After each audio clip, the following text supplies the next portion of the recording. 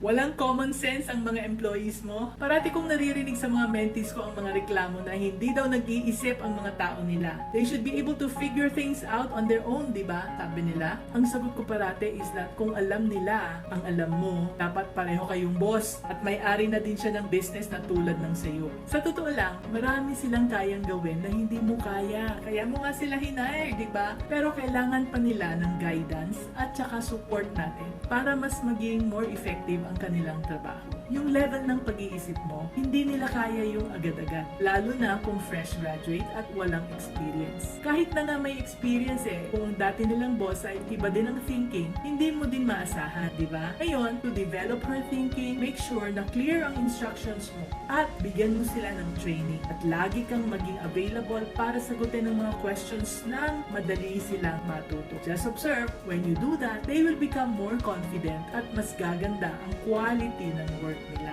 And that's how you can be business-minded, Pinoy.